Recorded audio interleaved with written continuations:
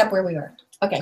So we We're had back. some technical issues, but we're back. And for viewers watching this later, we'll tie the two together and it'll be seamless. Well, we were having such a good conversation, so we'll kind of pick up where we were.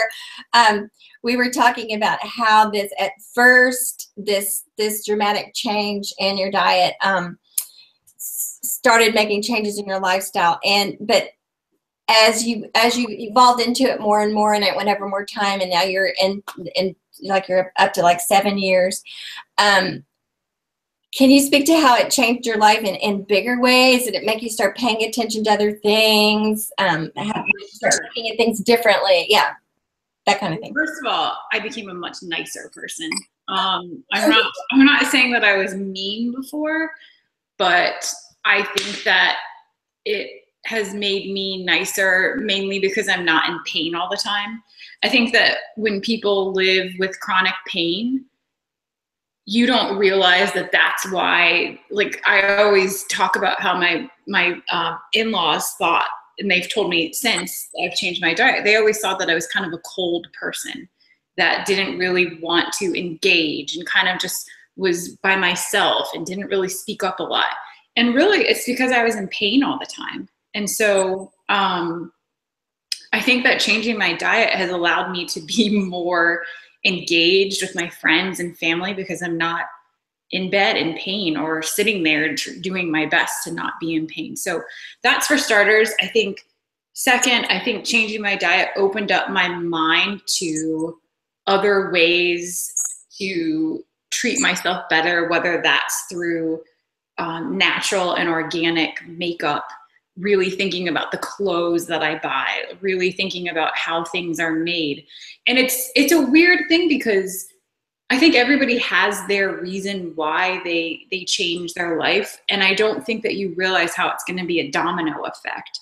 Like if someone would have told me that I would be using all natural tampons and caring about where my clothes came from, I would say there's no way. But something happens inside of you once you make that one change, where it's a domino effect to really look at everything in a new way. And yeah. How do you not get overwhelmed by that too? Because that can also be like, well, and I think that's the thing is I think you have to take one thing at a time. So for me, I started with food, and when I started with food, then I was seeing all these things about makeup and, natural feminine products and all this stuff. And I'm like, okay. I'm going to start with the food. Once I've got the food thing down pat, then I'm going to go into my makeup bag. Then, I really had to take it step by step because not only is it overwhelming in your brain, it's very expensive to just ditch your entire old life and replace it with a new one. So, it was a definitely slow progression. But that's what I tell people. It's like, if you want to start getting into more natural makeup products, for instance, like just when the next time your mascara runs out, buy a natural one. Like you don't have to refill your whole makeup bag in that moment. And the same thing with clothes. Like if, you can't give away all of your clothes and, because maybe you feel bad that you shopped at a certain store that maybe doesn't have the best ethics. You can't just get rid of all your clothes because you have nothing to wear. And you might not be able to afford a whole new wardrobe, but that doesn't mean that the next time you make a purchase, then you can make a more ethical or environmental decision for that. Yeah, right. Yeah, speaking of that, this has come up several times in talking to people or even on these webinars. People go, well, I can't afford the sustainable clothing. It's so expensive. And yeah, it does cost more. And we talk a lot and we allude a lot to the true cost of something. The fact is that we've all been under this illusion that our clothes and our makeup and all of this can be gotten very cheaply. Right. And so that's what we're about. We want to uncover that illusion and slowly educate people to what does this really cost and what are you paying for? You're paying for the benefit of something that's good for you, that's good for the planet, that's good for your fellow human, and all of that. So it's a slow, it's an education thing. But of course, things things like this can be very expensive. So as it pertains to the clothing, we say, don't throw away that great dress you got at whatever it is. Keep it, because you've bought it, and the longer you use that, the more you're making that a sustainable garment. And we're not, we don't want anyone to reject what they already have, or feel bad, or feel guilty. bad. It's not about that. That's so counterproductive, is to make people feel bad about what they're doing. And face it, we're all like immersed in this culture, we're immersed in this marketplace, in this economy, and this is the way things have been our entire lifetimes. And it's a paradigm shift, like we're saying all the time. That takes time, and it happens in very, very small increments. So yeah, no, don't throw away your makeup bag, don't throw away that expensive dress from whatever. Just keep wearing it, and when you get tired of it, yeah, maybe someone will want it after you. And then what's not as expensive, or not expensive at all, is to go to thrift stores. I mean, we're all about that. You don't have to buy our clothes. It's the state of mind. It's making decisions, and it's consciousness. It's opening your mind to these things. And like you said, you start with food, then you start noticing everything around you. Like, ooh, what's in this furniture? What about the carpet? And it can be a little overwhelming and give you pause, but and you don't have to be perfect, right? It's like, if you have carpet that might be questionable, like that might be the one thing in your life that isn't perfect, right? Like, you know what I mean? Like, you can't make everything perfect. Right. So let's go back a little bit, like part of your story. What did you do before you discovered all this? And I have a graphic design degree, and I designed paper goods for a very long time. And then I also worked with restaurants and stores to do marketing and branding for them. So everywhere from cool hip hop brands to not so cool other brands. Like, I worked with a lot of different brands to either help them do social, to get grow their brand, like, offline too. And, it's definitely a passion that I still have when I'm not writing, doing cookbook stuff. I mean, I'm still doing that on the side. It's something I love to do. Well, you do it for yourself, right? For your own brand too. Yeah. Although, if anyone wants to help me do it, like as an intern or something, I welcome it. Okay. Yeah, we'll make that official. Gotta love the interns. I know we need an intern. We keep talking about that. Yeah. So when you said you had this epiphany when you started the 3-week trial, and you had this moment where you said, I should use cooking to help people. I should use food to help people. Yeah, I mean, it was 3 weeks that I started noticing a change for me. I would say that it was about 3 years into my diet change that I decided to help other people. Because it's something where, let's say that you are a bank teller, or you sell cars. I mean, I was a graphic designer. Like, who am I to tell people how to eat? Like, that's not my background. Like, I don't have experience in that. So I think that there was a little bit of an imposter syndrome there, where I was like, how am I supposed to help people? But I spent a lot of time researching the topic. I wasn't a nutritionist. I wasn't going to try to help people, sit down with them and tell them how many calories they need. But I felt like I had a duty to share my experience with other women that have endometriosis, and just overall the power of plant-based food.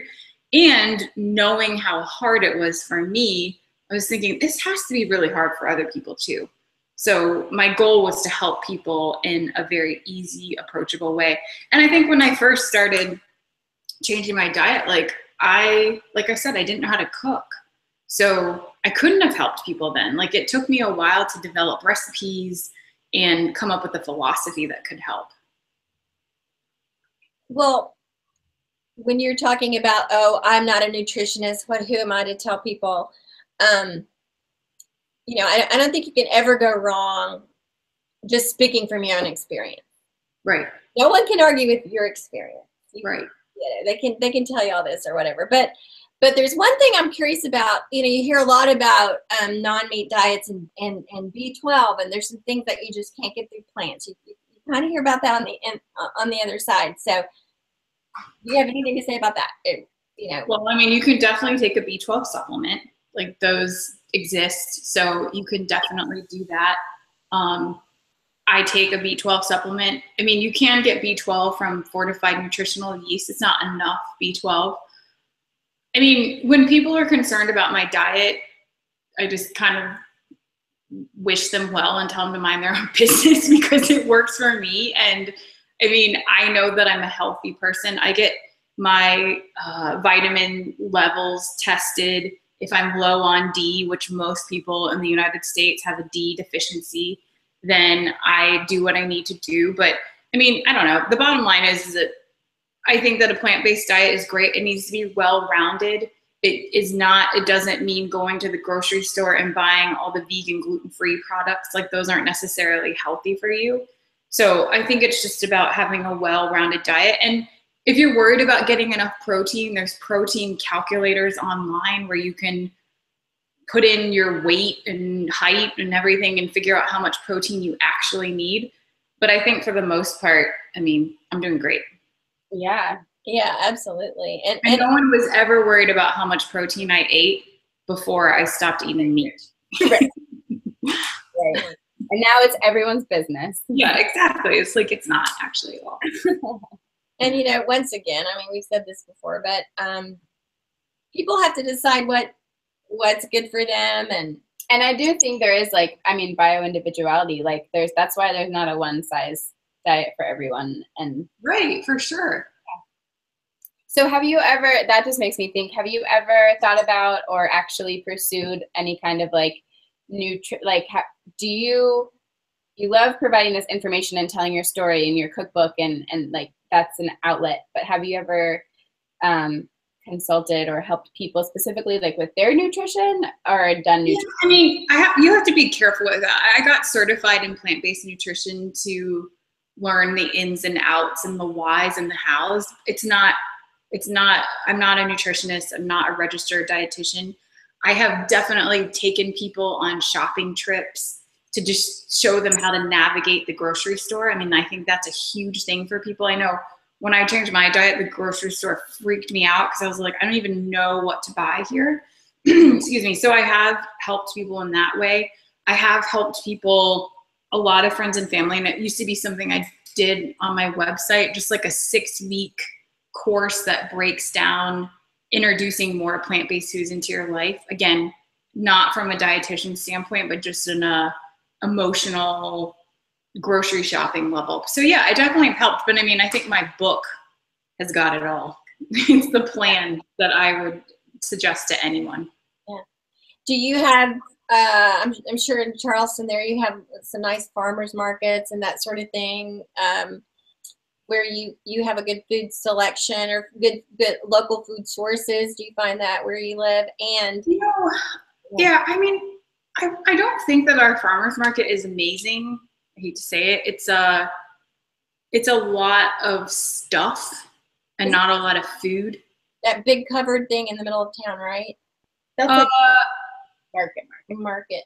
Yeah, it's more of homemade soaps and which is cool, but I'm thinking about joining a CSA here. I've been traveling so much that being a part of a CSA wouldn't have made sense for me, but I'm definitely going to join a CSA. There's amazing local restaurants that offer a lot of great food.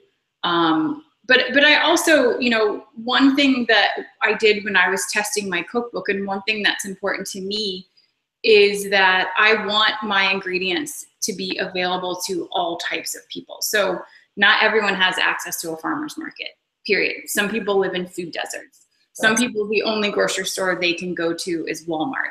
So there are some maybe weirder ingredients in my cookbook, but for the most part, I actually like shopping at the grocery store when I do recipe development because I know that anyone can go buy that. It's not some weird radish that's only around for a week and whatever. Not everyone can get that. Yeah. Instagram post, but yeah, exactly. So I love the farmer's market, but for my own brand, I like to shop at stores to make it available to all.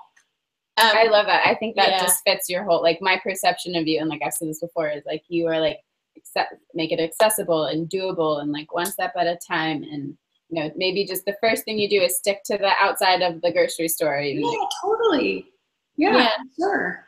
I love that you have recipes in mind for people in the store, because there's, you know, there's so much, you know, on Instagram and in this whole foodie world about you know, shopping at the farmers market, but you know, they don't have them everywhere yet. They're growing, and it's a popular thing, and local food certainly has gathered a lot of momentum in the last decade, but it's certainly not everywhere. So that's like a really great point. And I know I myself have had the experience of being attracted to the visuality of these beautiful cookbooks, and oh, I'm going to make this, and you start reading down, and then you want to throw it against the wall because you go, what the heck is that thing? And I've never heard of that spice. And right, totally. And I'm going to go online or whatever. But well, yeah, when I changed my diet, I wasn't ready to go to a farmer's market. I probably didn't go to my first farmer's market until like a year into my diet change. I just thought that kind of stuff wasn't for me. It was like kind of hippie and like whatever. So again, I'm trying to speak to the person that's coming from like step 0. I love that. That's great. And you alluded to something a minute ago. You said you've been on the road so much. What travel tips do you have to someone that wants to eat? Yeah. That is always on the road. I mean, our son is on the road almost constantly with what he does, and he tries to stick to a really, like, he's a rock star. Yeah, he's a rock star. He tries to stick to like a. And they're all like into fitness and working out, and like one of them always goes to the fanciest gym in whatever city, and but they really try to eat clean on the road. And so, what are some things you do? I can tell you some funny things they do. But yeah, I mean, I definitely. Whenever I'm headed to a city, I definitely look on Happy Cow or Yelp and find, like, I don't know if you guys know Happy Cow. It's an app that lists every vegetarian, vegan, or health-friendly restaurant in the city. Like, you just type in the area or the zip code. And I mean, that's amazing because it will list things that like might not be a vegetarian restaurant, but it will show that it has vegetarian options, which is huge. I always have Justin's almond butter pack sleeves in my bag at all times because I'm like, if in case of emergency, if I'm in an airport and the only thing that is available is like frozen yogurt, like I have at least this little almond butter pack to help me. So yeah, I mean, it's something that you have to get used to, but you just have to plan ahead. I mean, you have to, because I always tell people, it's like, you cannot assume that there will be an option for you. Like, you can't assume that, like, not in an airport, not at a party, and certainly not on the road. And I think that Chipotle is also something that I probably have gone to more times in my life than I've ever thought I would, because it's always the thing on the road. Then I know I can get like a salad and some beans and some lettuce and guacamole. So I go there a lot, which, I mean, I don't feel guilty about that. Better than lots of other things. Yeah. What was the app you mentioned? Happy Cow. It's called Happy Cow.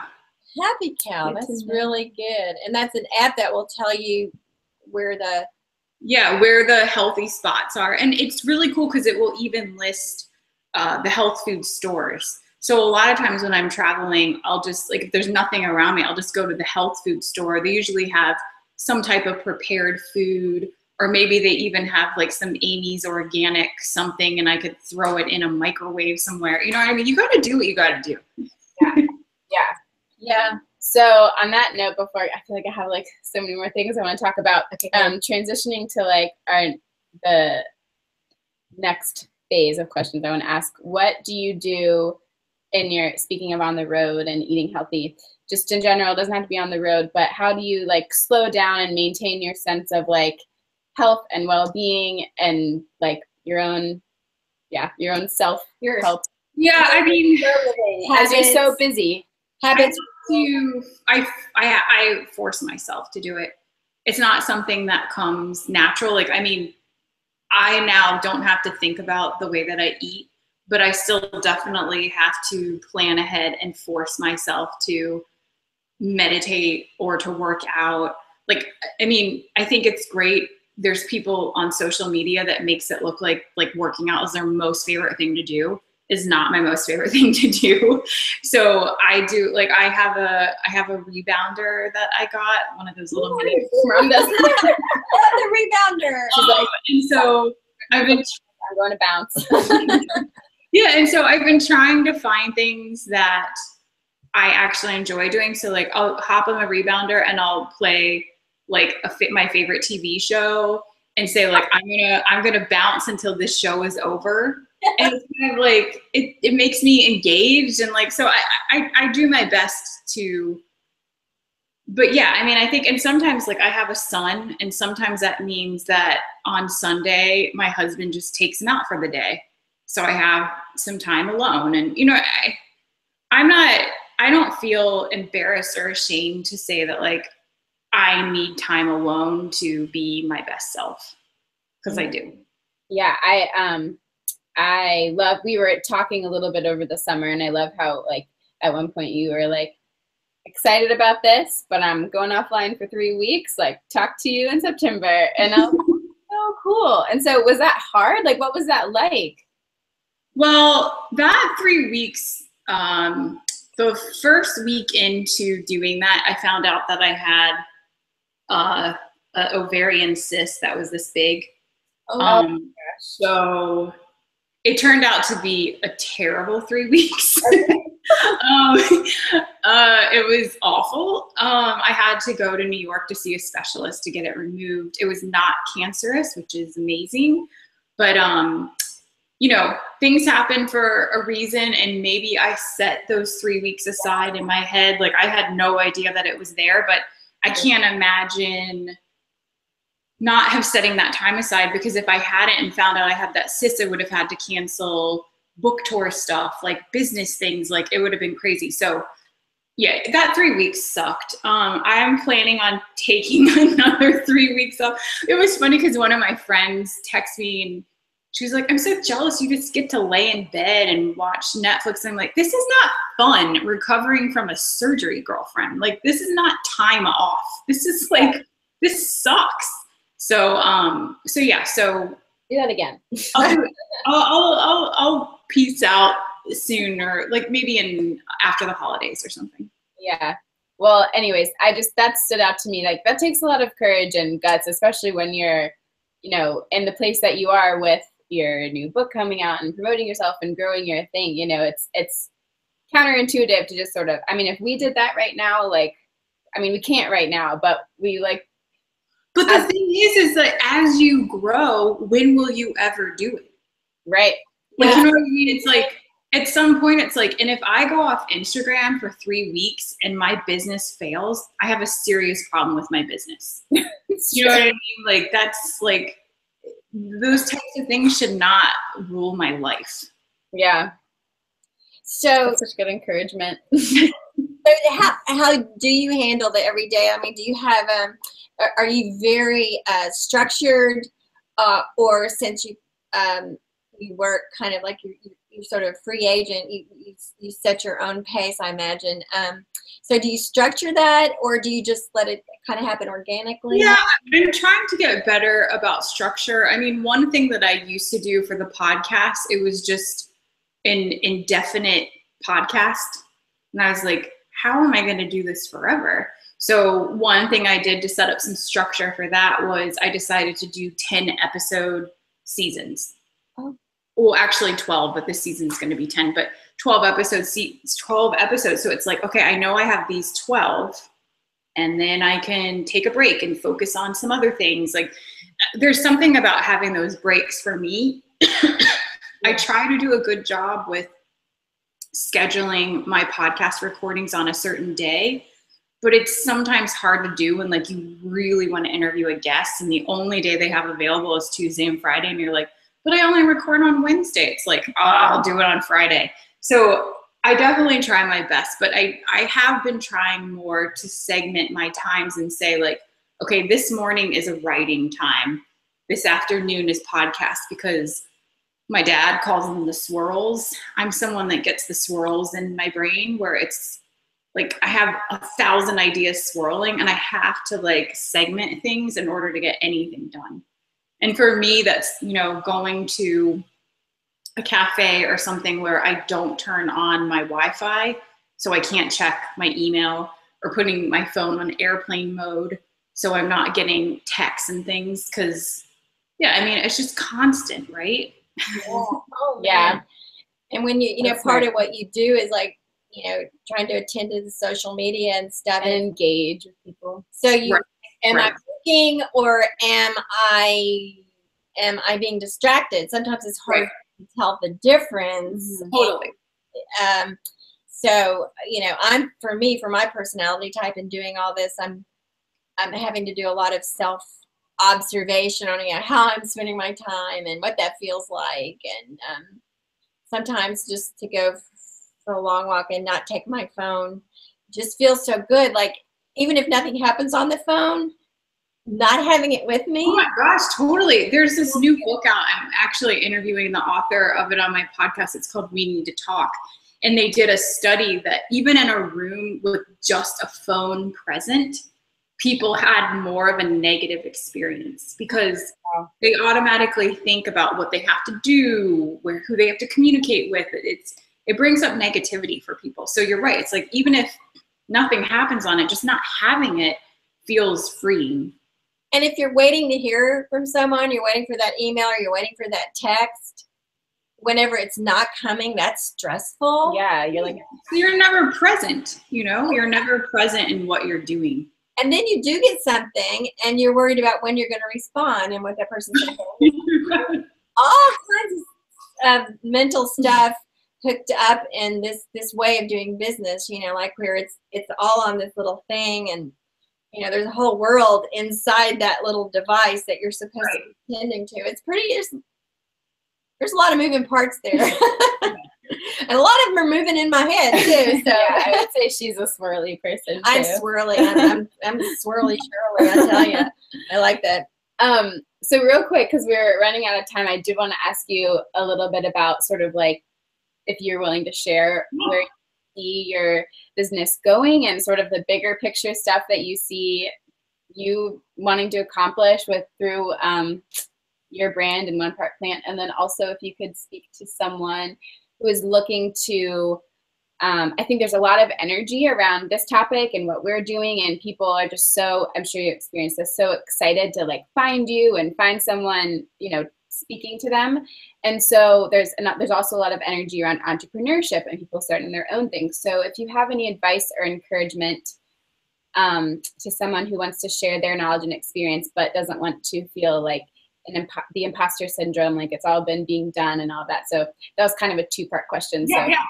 So I'll start with that part about the imposter syndrome. I mean, I think that, as you said, it's like no one else has your story. So, which is like, people say that all the time, but you know, I just think that your voice, even though you might have the same message as someone else, someone might resonate with you more than someone else. And it could even just literally be the sound of your voice, right? Like, I listen to podcasts and there are some I'm just like, turn it off, because like I can't stand the sound of someone's voice. So I mean, it can be your written voice, it can actually be your voice.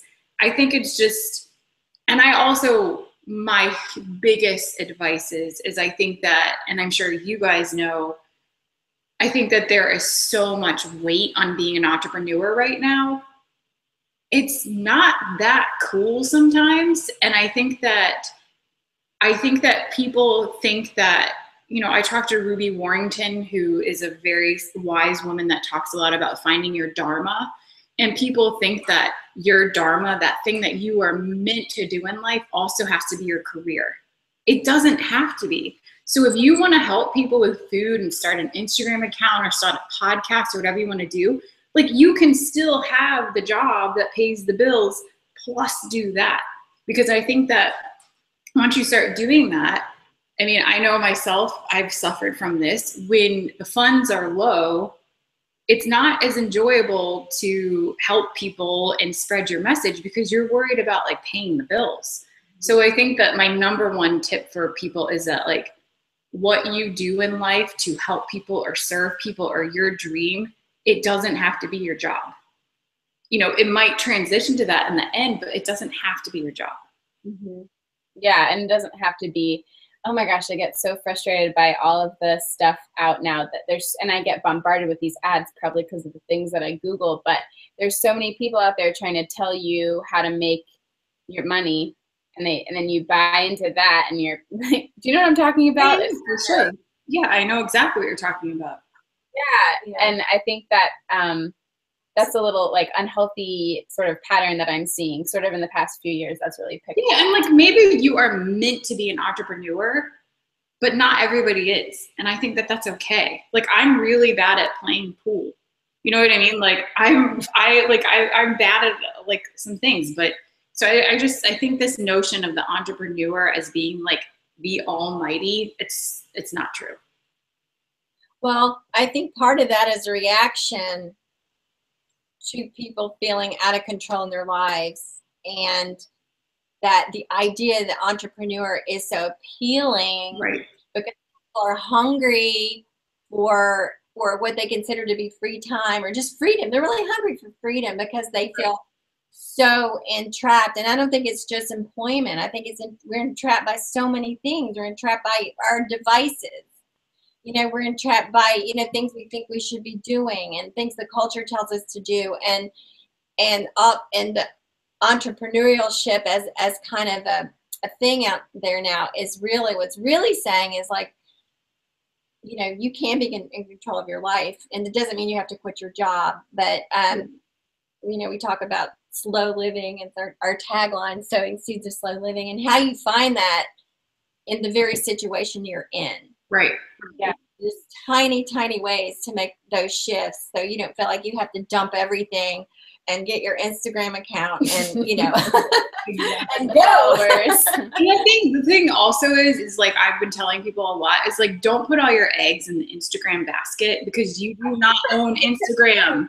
Like they can shut down tomorrow and then all of it is gone. Like you need to build your platform on your own platform, whether that's a podcast or a newsletter or whatever you're building. Like do not put it all into Instagram. It's like it's going to implode at some point and you will have nothing if you just put it all there. And before it implodes, it's going to change and shift. And what worked last month is like, I was promoting a book 5 years ago, and Facebook was the big thing then. And then when we got back into this, I'm like, oh my gosh, this is nothing like this. Oh yeah, I'm sure. What was your book called? I wrote a novel called Angel. Cool. And it was in 2012, and I did a book tour. It's a Southern fiction. It's a Southern fiction. Cool. It's still on Amazon. It's still great. Mary E. Kingsley. And I've just published another one that I haven't promoted yet because we're in the middle of this one. It's called Dear Jeanette. It's out there too. So awesome. Cool. I'll have to check that out. Yeah, thanks. But that was all about Facebook back then and tweeting. Yeah, and I guess tweeting's still a thing, but that was funny that. And blogging, you know, blogging has shifted so much. Like blogging is like hit or miss, you know. Yeah. Now Instagrams are like mini blogs. Yeah, like people will spill their guts on the caption, which is okay. Yeah, so it's all kind of cool. But do I have time to talk to her about some of her favorite foods? Yeah, and then, but before we wrap up, I want to hear about like where you want to go. But first, we'll do. Okay, which one first? Okay, so I just wanted to know, like, you know, you got this cookbook, and like, what's your favorite food? Do you have a favorite recipe? I'm not going to ask you for the favorite, but a favorite recipe, and what do you just like love to eat? Well, I would say one of the recipes I like the most in the cookbook, mainly because I get the most emails and messages about it, is the creamy mushroom lasagna. And so many people say, I served this to my family. They actually ate it. Like, you know, families that are trying to transition into plant-based eating, or maybe they brought it to a potluck and no one knew that it was plant-based. So I think that's one of my favorite ones, because I think I call it like a gateway, like meal to transition, and most people don't know it's plant-based. I mean, I'm kind of boring at home because I kind of eat the same thing all the time. I make a lot of curry sauces. Lately, I've been making the same dish over and over. I'll saute ginger, garlic, and a shallot together. I'll put in a whole bunch of kale, cook that down, add a cup of coconut milk and then add a little bit of vinegar. So it's kind of like these coconut vinegar greens. I've been eating those a lot. That sounds so good. Does your son like that? He is not into that, but he is a total plant-based eater. Right now he's really into these lentil noodles, and I make them with nutritional yeast and olive oil and salt. It's like his most favorite dinner of all time. So that's what he eats. Like he asks for that like every day. I love that nutritional yeast. I recently discovered, oh my gosh, if you put it on popcorn. Oh yeah. And you know, they have, and I mean, this store is not available for everyone, but they do have nutritional yeast at Trader Joe's now too, which is like a huge deal. Like people have more access to it now. No, I'm gonna look up those lentil noodles. Yeah. Sometimes you just want pasta and you don't want the gluten and all that other stuff. So anyway. So anyways, I'm just curious, like where you. Right. This is what they look like. Oh, how? Okay. Okay, go ahead. We're just right. My cabinet's right here, so okay. Yeah. So what's next for Jessica Murnane and One Part? Well, so one thing that I have seen from this cookbook, you know, I didn't want it to be an endometriosis cookbook. There is like a tiny couple pages about endo, but I have gotten so many messages from women about that. It makes me emotional, but like that this book has helped them like get out of bed, or like this book has enabled them to go to work again. And it's just, I think that I want to help more women with endo, maybe not as my full-time gig, but definitely something. So I'm launching a site called Know Your Endo, and it's going to be a nice hub for women. And I'm also launching a self-care endometriosis course, because 1 in 10 women have this. This isn't some sort of like rare thing that's happening. So I'm focusing on that. I just pitched my second book, TBD if the publisher goes for it or not. Yeah, and I'm just gonna keep on spreading the One Part Plant message. I definitely, I want it to be at stadiums and on airlines. Like I want there to be a plant-based meal everywhere you go. That's awesome. That's such a cool mission. That's cool. Do you fantasize about being on an airplane and you look at the person beside you and they're reading your book? I mean, yeah, I try to carry a copy with me wherever I go, because people always ask you, what do you do? And sometimes I just am like, boom. Because like you have to be a traveling saleswoman at all times, you know? Yeah, that's awesome. A traveling saleswoman with your packet of Justin's almond butter. Exactly. And my cow noodles. Yes. Well, thank you so much for joining us at Chat today. I always feel like these could go all afternoon, but I know, it's fun. It's so much fun. We should wrap up. And for so sorry about the technical difficulties. This will be easier to view when I'm done and put it all together. So thank you so much for tuning in, and thanks for bearing with us. Again, if you missed the beginning, we're a Lady Farmer mother-daughter team. We have created a line of sustainable women's clothing, and it's on Kickstarter right now, which is so exciting, through October 28th. So get in on it, get in on the pre-orders. And because you want to care what you put on your body as much as you care in your body. Exactly. And so we were here today with Jessica Murnane. Thank you so much. Thank you. Say anything else? No. This is great. This is really fun. Well, we have a few more webinars in this series, so stay tuned, and thanks so much for tuning in. Bye.